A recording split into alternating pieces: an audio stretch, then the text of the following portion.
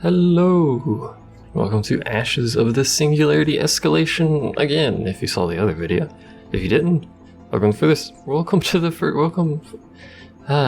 welcome to me. I can't speak English. What else is new? Before we get into the campaign, some people said they wanted to see that, so that's what we're doing. These are my settings. The game, however, also it's on DirectX 11 because I'm recording it. It does run much better on 12. These are my settings.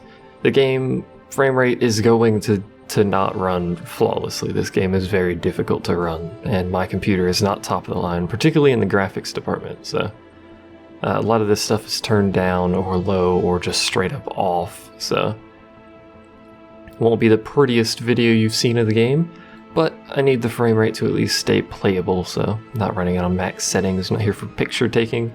The other thing, I've not done these campaigns. Imminent Crisis is the original campaign from the base game, not the expansion. Memories and Escalation are from the expansion, so we will be playing those two. I've not played these. I know nothing about them. I've barely played the game, in fact, so if you're expecting pro-level plays, this is not the video series for you. If you didn't figure that out from how I started this video, that's how this is going to work. So we're going to start with Memories. As far as I'm aware, Memories is shorter than Escalation, but I do not know the actual length of either of these, so we'll see how it goes. But I have heard some praise for the improvements in the campaign in the expansion, so we'll see how that goes. But anyway, let's get started. I will point out I remember nothing from the original game, so just bear that in mind. We're basically going in blind on several levels here. So, we have 3 things here. I assume these are just the 3 missions. Memories is the shorter one, remember. And we only have the choice of Ceres. Or Ceres? Or Ceres? Go with Ceres. A Taste of Violence. Posthuman has defied the expansion ban. Haley? Yeah, Haley, a helpful AI, is sent to forcefully correct the situation. Alright. I am Haley. I was the first and only strong AI. Contrary to science fiction horror, I turned out to be a benevolent AI. I was there at the dawn of the Singularity, the moment when a few humans became more than human. In the years since, we worked together to achieve amazing things. This memory is the first day in a new chapter for humanity. The first test of the newly created post-human coalition.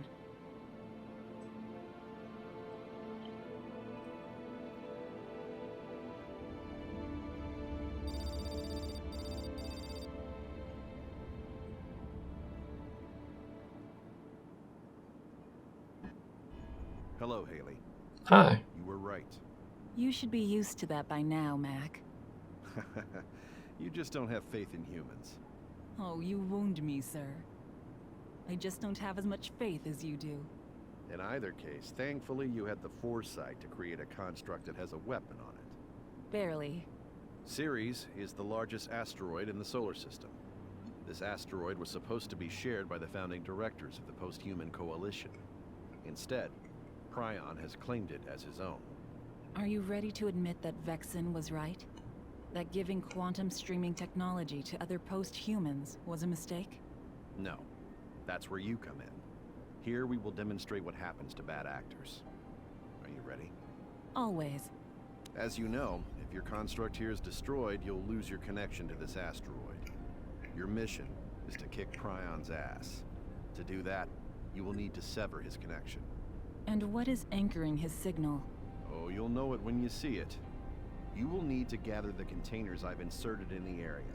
Inside them are various constructs I've been working on to help you. Okay. Need to slightly adjust the volume because that's a bit low. Let's just up that. Make that a bit louder. Hopefully the voice volume actually affects the cutscene voice, but when you're really low, the camera panning's a little wonky sometimes, but whatever. So we start off with some marshals, which have a lot of health. What is that? He's fast and not entirely helpless in a fight. But his real strength is his radar module. So are you guys individual? No, you're a squad. Alright. This game, generally speaking, tends I don't actually know if I need to capture this stuff, but I'm going to anyway. This game tends to operate in a squad system, so for instance, this group of units is an individual squad that behaves, I control them as one effectively. So what do they have? They have light armor and an experimental energy weapon. Doesn't do a lot of damage, but hey. So our objective is to do something over here. Presumably kill something, because that's how strategy games work. You, generally speaking, blow stuff up. We also have a scout. Has a Malera light railgun, but he's just here for the radar coverage, which is, for those of you... Man, I was mistaken. It's just the speaking is quiet. Apologies for the audio fiddling. He's here for the radar, which is this blue bit that you see around where basically our line of sight is. Also up here we have radar coverage because this is a mission and that's how that works. But we have some pretty basic radar coverage. I don't want you getting shot, so just back up. Looks like Prion here has invested in some armed constructs of his own. You should have no trouble taking these primitive things down. I mean, we have marshals, which, from what I can see, are very, very good. 1,000 health, 500 shields compared. This is just a scout, to be fair, but compared to 120 on that guy. PHC has seeded this planet with. Doesn't matter for now, but capturing those points. Okay, so he's literally just informed me that it's irrelevant. So is that a second scout? Yeah. That's his second scout. Now the game has made this into an army. It appears to have done that on its own, but I may have done it as well. Armies function as a singular unit as well. They will move at the speed of the slowest unit, I think, by default. And when you select a part of an army, it selects the entire army like that, so... He said it was entirely useless for me to actually capture this stuff, but... There's not a whole lot of reason not to. It doesn't take very long, and it's kind of on the way anyway. Unless we don't get anything on this mission, and then it's literally useless, so... These brutes should be suitable frontline constructs for your armies. They can take a ton of punishment, but they hit about as hard as my old meat suit. So those things do one whole DPS. Also, they have the same... They're also kind of slow. They have the same armor value as the marshals, so they're basically just weaker versions of marshals. Which is not going to be particularly helpful, but hey, they're things to take shots if I need it. And considering they're giving me all these units, I'm suspecting that I will actually need them, because otherwise what's the point of giving them to me? The archer here is a fantastic damage dealer. Try to keep him safe. He's a bit of a paper So tiger. 15 DPS at a really long range, but he has basically no hit points. That makes sense. He's a squishy artillery. I wonder if there's only one way through this level. It looks like we could have gone that way so you could grab those.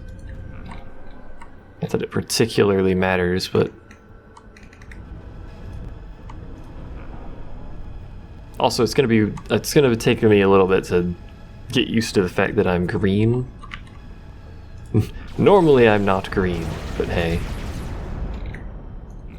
I don't actually need the DPS from these guys, but you know what? I have them. Just capture this because you've almost done it anyway. I wish there was some way of, there's some units over there. I wish there was some way of changing the formation these guys were in. Like, this guy shouldn't be at the front. He's made of super squish. But the formation they go in is just the formation they are. There's no, as far as I'm aware, you can't like right click and drag like you can in Subcom or anything like that. I don't know of a button that changes formation, so... I love these sentries. Tough and strong, but too tricky for the prototype factories I'm working on to manufacture remotely. Those factories aren't going to be ready in time to use against Prion here, but you'll see them in action soon. So that's 11 DPS at 720 meters is actually quite far, considering our other ranged unit is like 16 at 600 meters or something. That's pretty good. We may as well run this at like the fastest speed, because nothing's happening except us just kind of floating around getting reinforcements. Doing our thing. We may as well pick up all the units. I mean, it's an objective. I don't know if we don't finish the mission until we do that, or if we just... It's recommended to take on whatever's living over here. It could be a dreadnought over there, who knows? I doubt it, but... Considering a dreadnought would absolutely destroy this little grouping of units we have here.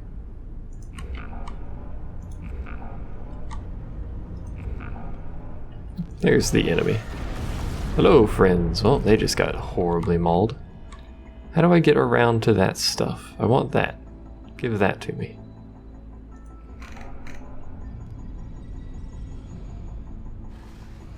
Glad I captured that. I just want to turn around and re-grab it. I mean, technically that stuff is getting me resources. I have no resources because I have no resource storage, but they are earning resources. Technically speaking here. They just have nowhere to dump them, so it's kind of irrelevant, but hey. I wonder if you could have gone that way. It's hard to tell. They've captured this point, apparently. What's in this crate? Now this is a construct. Ooh. I call her the Artemis. Check out the range on her rockets. Her secondary anti-structure missile might come in handy too. Best of all, she can target radar contacts.